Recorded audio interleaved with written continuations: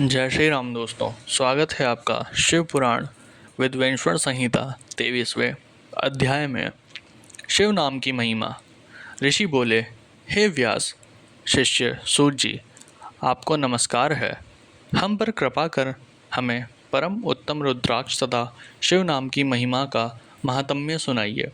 सूत जी बोले, हे ऋषियों, आपने बहुत ही उत्तम तथा समस्त लोकों के हित की बात पूछी है। भगवान शिव की उपासना करने वाले मनुष्य धन्य हैं। उनका मनुष्य होना सफल हो गया है। साथ ही शिव भक्ति से उनके कुल का उद्धार हो गया है। जो मनुष्य अपने मुख से सदा शिव और शिव नामों का उच्चारण करते हैं, पाप उनका स्पर्श भी नहीं कर पाता है।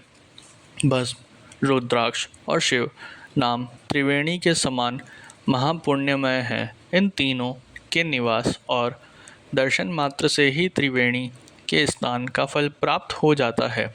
इनका निवास जिसके शरीर में होता है, उसके दर्शन से ही सभी पापों का विनाश हो जाता है। भगवान शिव का नाम गंगा है, विभूति भस्म यमुना मानी गई है तथा रुद्राक्ष को सरस्वती कहा गया है। इनकी संयुक्त त्रिवेणी समस्त पापों का नाश करने वाली है। हे श्रेष्ठ ब्राह्मण, इनकी महिमा सिर्फ भगवान महेश्वर ही जानते हैं। ये शिव नाम का महात्म्य समस्त पापों को हर लेने वाला है। शिव नाम अग्नि है और महापाप पर्वत है। इस अग्नि से पाप रूपी पर्वत जल जाते हैं। शिव नाम को जपने मात्र से ही पाप मूल नष्ट हो जाते हैं। जो मनुष्य इस पृथ्वी लोक में भगवान शिव के जाप में लगा हुआ रहता है, वह विद्वान, पुण्यात्मा और वेदों का ज्ञाता है। उसके द्वारा किए गए धर्म कर्म फल देने वाले हैं। जो भी मनुष्य शिव नाम रूपी नौका पाकर भवसागर को तर जाता है, उनके भवरूपी पाप निसंदेह ही नष्ट हो जाते हैं। जो पाप रूपी दावानल से पीड़ित है, उन्हें शिव नाम रूपी अमृत का पान करना चाहिए। हे मुनीश्वरों, जिसने अनेक जन्मों तक तपस्या की है, उसे ही पापों का नाश करने वाली शिव भक्ति प्राप्त होती है।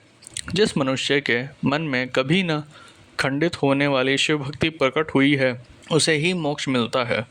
जो अनेक पाप करके भी भगवान शिव का नाम जप में आदरपूर्वक लग गया है, वह समस्त पापों से मुक्त हो जाता है। इसमें जरा भी संशय नहीं है। जिस प्रकार जंगल में दावानल से दिग्ध हुए वृक्ष भस्म हो जाते हैं, उसी प्रकार शिव नाम रूपी दावानल से दिग्ध होकर उसके सारे पाप भस्म हो जाते हैं। जिसके भस्म लगाने से अंग पवित्र हो गए हैं और जो आदर सहित शिव नाम जपता है, वह इस अथाह भवसागर से पार हो जाता है। संपूर्ण वेदों का अवलोकन करके महर्षियों ने शिव नाम को संसार सागर को पार करने का उपाय बताया है। भगवान शंकर के एक नाम में भी पाप को समाप्त करने की इतनी शक्ति है कि उतने पातक कभी कोई मनुष्य कर ही नहीं सकता। पूर्व काल में इंद्रदुमन नाम का एक महापापी राजा हुआ था और एक ब्राह्मण युवती जो बहुत पाप कर चुकी थी। शिव नाम के प्रभाव से दोनों उत्तम गति को प्राप्त हुए। हे द्विजों, इस प्रकार मैंने तुमसे शिव नाम की महिमा का वर्णन किया।